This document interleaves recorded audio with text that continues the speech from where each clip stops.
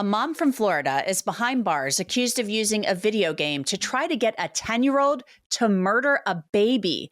I have the disturbing allegations in the case of Tara Sykes and why she was already on the sheriff's radar. Welcome to Crime Fix. I'm Angenette Levy. I just have to tell you right off the bat, this case is incredibly disturbing and truly, it's unbelievable. Tara Sykes is in jail in Pensacola, Florida, facing charges of attempted murder and aggravated child abuse.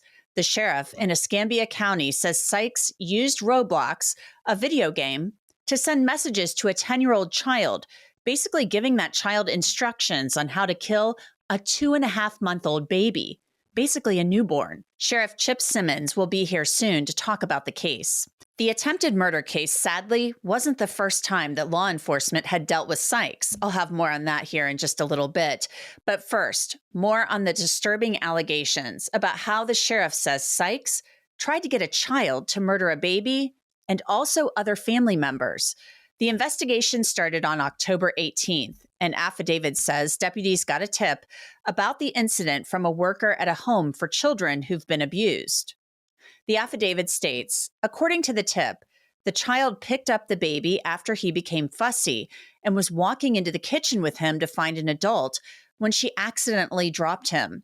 The baby, whose name is redacted, was picked up off the floor by a person whose name is redacted in the affidavit and taken to Sacred Heart Hospital for treatment. Howell said during DCF investigator Rogers' investigation that the child had been communicating with Tara Sykes through the online application Roblox. In the communication thread, Sykes instructed the child on various methods to kill the baby. Sykes instructed the child to drown the baby in the bathtub, burn him with scalding water, and drop the child on the floor to kill him. Tara Sykes is 36 years old, and she's also a mother. So this allegation that she was telling a 10-year-old child to kill an infant and giving a number of instructions on how to carry out the murder is absolutely stunning. Investigators say Sykes didn't want to just kill the baby. She wanted this child to kill other people in the house where she was living. Additionally, the child said Sykes instructed her to kill her temporary guardians and her adult daughter by cutting their throats with a knife while they were asleep. The child said Sykes instructed her on how to burn the home down by dousing bed sheets with aerosol spray, placing the sheets around the house, and setting them on fire. The child said she doused the sheets as instructed but was unable to carry out instructions. The child confessed she had communicated with Sykes through a Roblox account. The affidavit quotes the child as saying she was terrified and feared Sykes would kill her if she didn't follow the instructions. Investigators say they spoke with other adults who confirmed they saw the Roblox messages. Sykes is being held without bail, but this isn't her first brush with the law. Last May, deputies went to the Sykes' home and discovered her 14-year-old daughter was pregnant and underweight, suffering from malnutrition. An affidavit for that case says, I also asked several questions, and after several lies by suspect T. Sykes, which ultimately led suspect T. Sykes into admitting that she and her husband, suspect J. Sykes, knew that their daughter was pregnant in November 2023 by a 20-year-old acquaintance of theirs. Sykes and her husband were arrested and charged with cruelty toward children. And get this, Sykes and her husband, according to records, were extorting the grandmother of the father of their daughter's unborn child, threatening to shoot him if they weren't given money. The documents say the Sykeses had already gotten the grandmother to give them $10,000. Paul Berggren was the lawyer who could get you out of any sticky situation. Caught selling pirated videos like Queen Latifah? Caught stabbing your spouse 9 times with a steak knife? Better call Paul. We see lawyers like this in The Sopranos or Breaking Bad, but what happens when those fictional lawyers exist in the real world? Paul Berggren was a master lawyer who knew the system inside out, but when an FBI agent finds traces of Berggren's involvement in a massive drug ring, questions start to arise about how Paul achieved his dominance. In Wondery's true crime podcast, Criminal Attorney, host Jinx Jenkins will tell you the true story of how Paul Berggren went from representing others in court to representing himself. Follow Criminal Attorney on the Wondery app or wherever you get your podcasts. You can listen to Criminal Attorney early and ad-free right now by joining Wondery Plus. I want to bring in Sheriff Chip Simmons of the Escambia County Sheriff's Office. Sheriff, thank you so much for coming on. This case, I said it earlier, is absolutely unbelievable. And I know that you said you've been in law enforcement a long time and have never seen anything like this. Yeah, thank you for having me on. I've been in law enforcement for almost 40 years, and I've never seen details quite like this. I've never seen evil quite like this. When you read about the text messages or the messaging that she, and I'm speaking of Tara Sykes, what she instructed a 10-year-old to do to a 2-month-old is just disturbing just to think about it.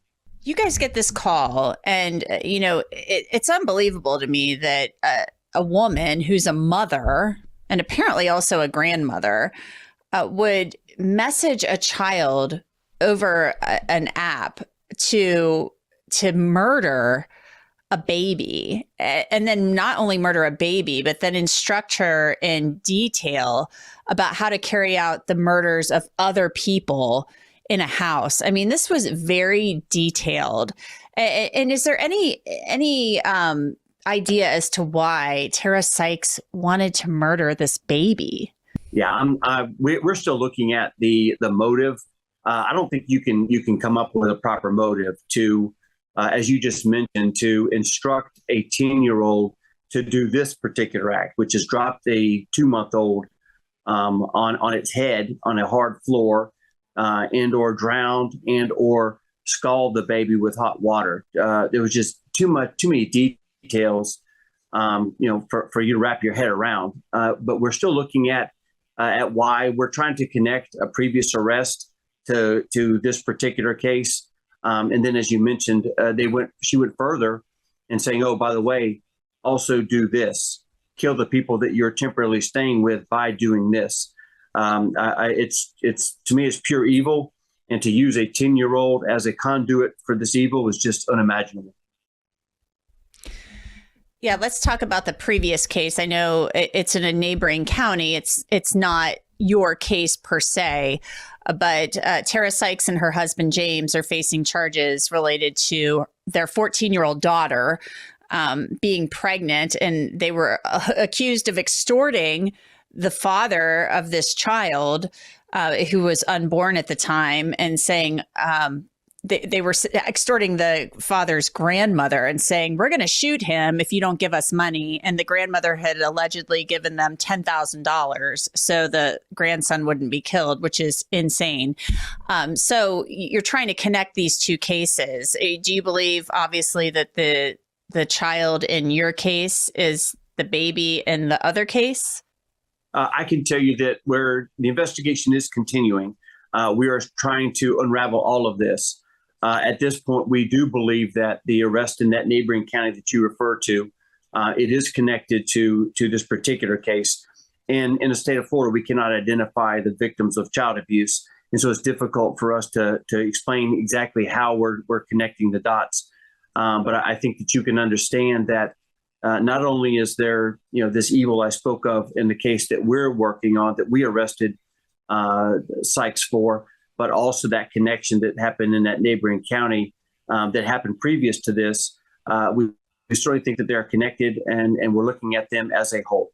How is the baby doing, the 2.5-month-old baby? Because being dropped on its head, that could be fatal, and thank goodness it wasn't. So how is the baby doing? Yeah, if you recall, and part of that disturbing facts here is that she was instructed to drop a 2-month-old on a hard floor, and unfortunately, that 10-year-old carried out those instructions, seriously injuring the 2-month-old that you just referred to. I'm happy to report it looks like the 2-month-old will survive, and that is why we have charged Sykes with attempted murder instead of murder. Well, thank goodness the baby is going to survive. And how is the 10-year-old doing? Because the 10-year-old is following orders from an adult. I'm assuming the 10-year-old is not facing charges in juvenile court.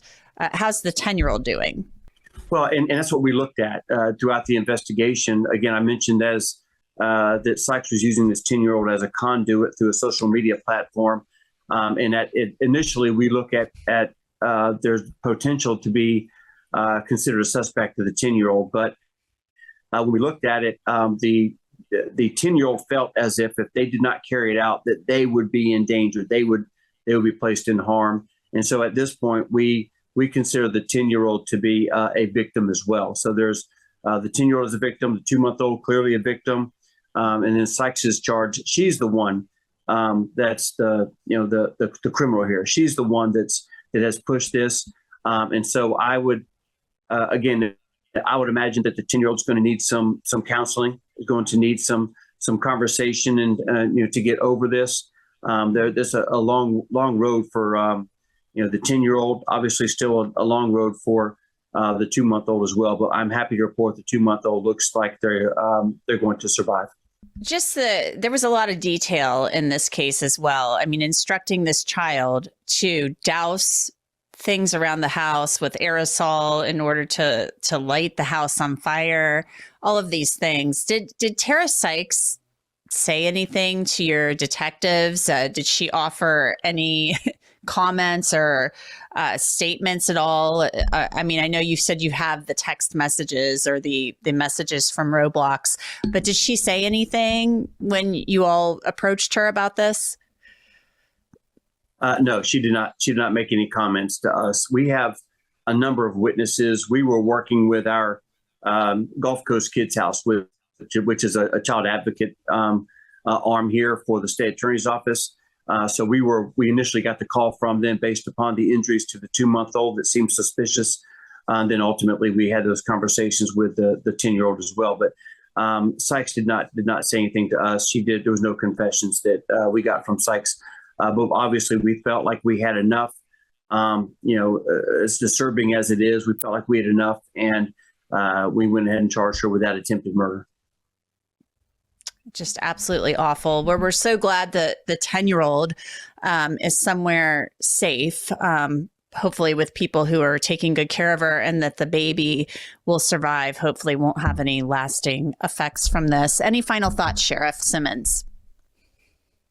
Well, again, that's important what you just said, that the 10-year-old is someplace safe. The 2-month-old is someplace safe. The adults that the 10-year-old was staying with and the 2-month-old was staying with, they are safe.